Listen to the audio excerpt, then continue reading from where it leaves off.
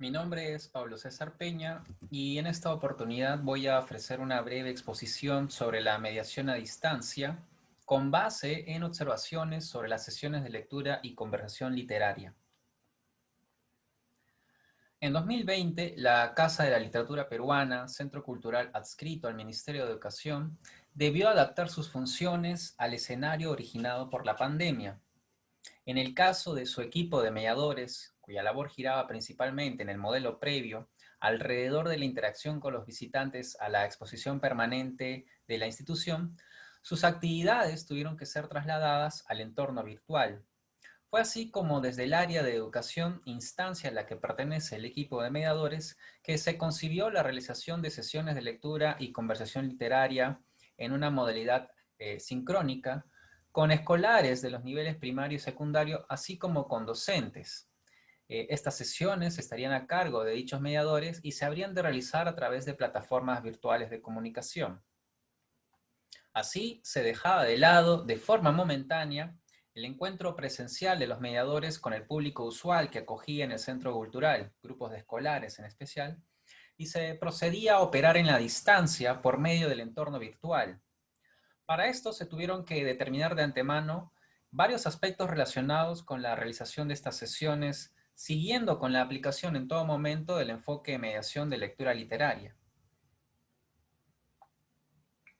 Hubo una primera etapa de planificación. En primer lugar, se fijó el esquema básico de trabajo, es decir, leer en voz alta un texto, plantear preguntas para suscitar la conversación literaria, recoger e hilar las respuestas de los participantes para crear sentidos en torno al texto.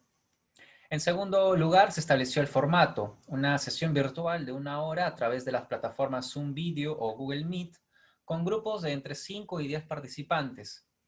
De ser escolares estarían en compañía de un docente, y dicha sesión estaría a cargo de una pareja de mediadores. En tercer lugar, se pautaron los roles de estos mediadores. Uno se concentraría en la lectura y en la conversación con los estudiantes, mientras que el otro asistiría en aspectos técnicos fundamentalmente, aunque también podría dar su voz para algunas intervenciones.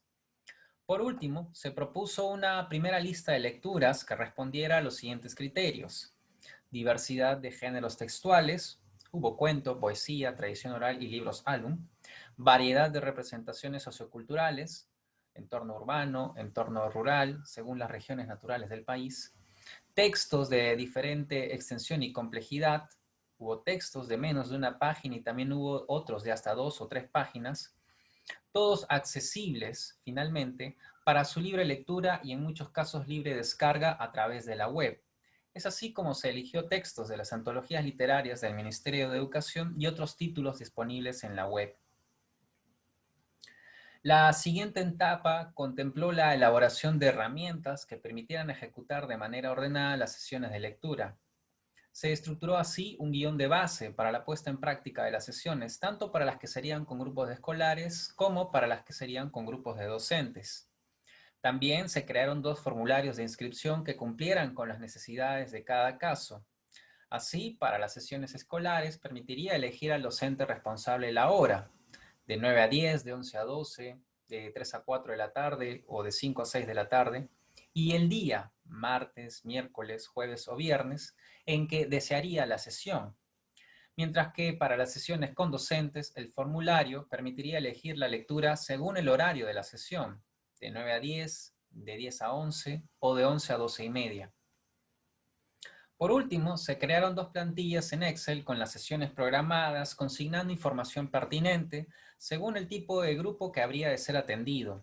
Aquí se recogían datos como el teléfono de contacto del docente responsable, el nombre de la institución, su localidad, el número de estudiantes participantes, el tipo de plataforma que se habría de emplear, esto en el caso de los grupos con escolares, y en el caso de los grupos con docentes, la plantilla indicaba el número de asistentes, así como sus nombres y datos de contacto personales.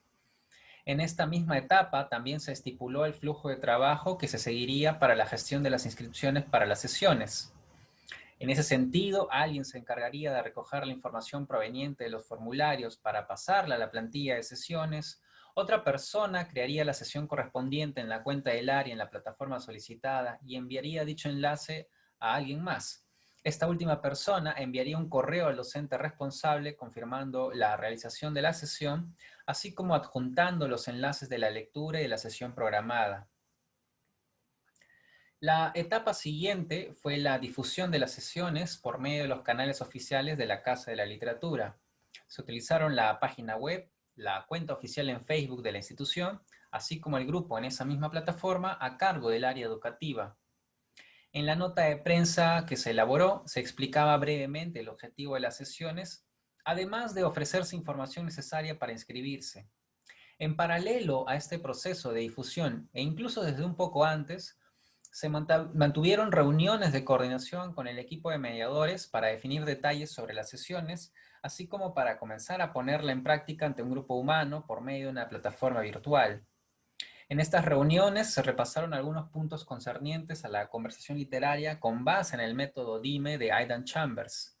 Se revisaron algunos textos de la lista original de lecturas y a partir de ellas se realizaron breves momentos de conversación literaria entre los miembros del equipo de mediadores. En algunos casos, los especialistas del área eran quienes moderaban la conversación, mientras que en otros casos eran los propios mediadores. Con base en estas reuniones se pudo revisar el protocolo y el guión creados en un primer momento y se hicieron algunos cambios y ajustes. También se enmendaron algunas prácticas que se consideraban innecesarias para el formato de las sesiones. Esto ocurrió, por ejemplo, con la intención de empezar la sesión con presentar al autor y su obra antes de empezar con la lectura del texto. Se argumentó que este tipo de información, al ser recibida antes de abordar el texto, podría influir en el criterio y en el juicio del lector, predisponiéndolo, o peor aún, cohibiéndolo por consideración al prestigio del autor. Finalmente, se comenzó a ofrecer las sesiones desde julio y se continuó hasta diciembre. Más allá del reto que significó implementar las sesiones en un proceso que tomó algunas semanas, lo que sería pertinente mencionar para cerrar estas observaciones es que entre los distintos resultados que se han obtenido con este recurso, es que ahora se puede atender a docentes de todas las regiones del país. En la modalidad presencial, la Casa de la Literatura solo era accesible si se estaba en Lima. Ahora, gracias a la virtualidad, estas actividades sincrónicas permiten el encuentro con docentes y escolares de ciudades y regiones que antes no hubieran podido hacer uso de los servicios de la institución por la distancia física.